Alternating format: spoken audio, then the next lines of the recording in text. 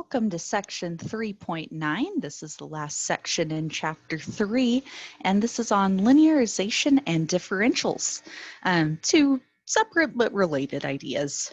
So we're going to start out with the idea of linearization, and we are going to consider this graph of a function, y equals f of x, in blue there, if we zoom in a little bit. Just a generic function, and its tangent line, that's in green, the straight line there, at a particular point x equals a. So we can see our point x equals a here. If we work our way up, we can find that point where the function and its tangent line meet. That would be the point a, comma, over here would be f of a. Okay, so we are going to make a couple of observations about this situation here. And the first thing is that when we are close to our point of interest, so when we are close to x equals a, f of x is close to its tangent line. So the function itself and the tangent line are very close to each other in behavior. The y values of those two things are similar. So y values are similar for f of x and its tangent line. All right. Yeah, if we zoom in, they're pretty close to x equals a. You can see that, well, right around x equals a, it looks like basically the function and its tangent line are right on top of each other. So we move out a little further, you can see a little bit of separation starting to happen between the two. There's our function and its tangent line, but still the y values are pretty close to each other as long as we're close to x equals a. So that's what we're saying there. And so what we can get from that, if we want to approximate the behavior of the function, so we can use the tangent line to do that. So we can use the tangent line to approximate the function's behavior. Okay, as long as we're reasonably close to x equals a. Okay, so the equation of that tangent line might be a little bit easier to work with, a linear equation as opposed to whatever f of x might be. So let's see how we would find that generically. We're going to come up with the equation of a tangent line, super generic. We're going to use point slope form this time. Okay, and just for a little refresher, with point slope form, you have some point on the line there and you have the slope. So it looks like y minus y1 equals m times x minus x1. This is the other form of a line. We usually tend to use slope intercept a lot in here, but this is point slope. And this is at the point on our graph, a, x equals a, and then comma f of a for the y value.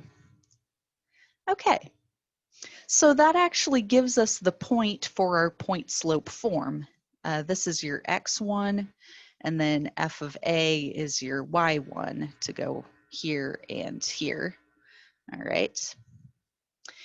And then to get the slope for point slope, all right, so m slope, well, hopefully by this point we know what we can use to find the slope of a tangent line. It's a derivative. So m, the slope, comes from the derivative.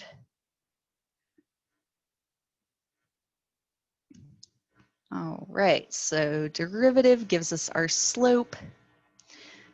The slope is going to be the derivative of the function f prime at our point A. Okay, so if we put that information back into this point slope form of a line, it would look like this. Okay, we would have y minus y1, which we just said was f of a, equals m, which is the derivative f prime of a, times x minus x1, which is a. Okay, so there's our point slope form, and we are going to solve this for y. Okay, and that comes out to be y equals f of a, because we're just like adding this term over to the other side. All right, so we'd have f of a plus f prime of a times x minus a. Okay, and so that can be used to approximate the values of the function. Okay, let's note that. This approximates the function values.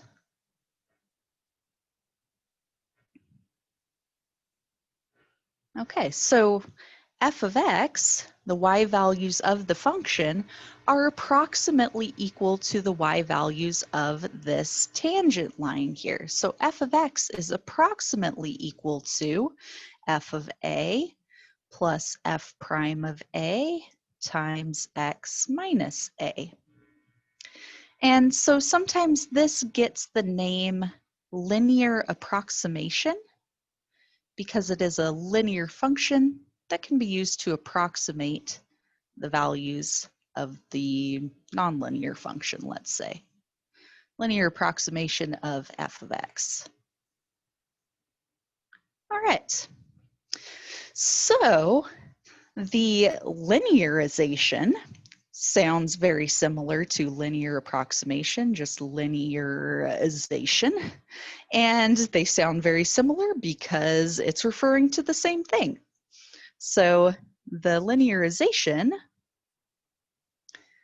let's make sure I spell that right. Linearization of our function f of x refers to this linear approximation.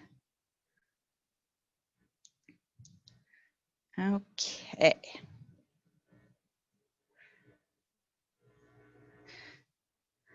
So the book uses the notation L of x for a linearization. And so we come up with L of x equals f of a plus f prime of a, x minus a. That would be a good formula to know. Okay, now that we've written it, a couple different times here. Okay, so that is our linearization formula. That's how you find the linearization of a function at a particular point, x equals a. And you can say that the values of the function f of x are going to be approximately equal to the values of the linearization L of x. Okay, we'll see what that looks like in the next video when we do a little example.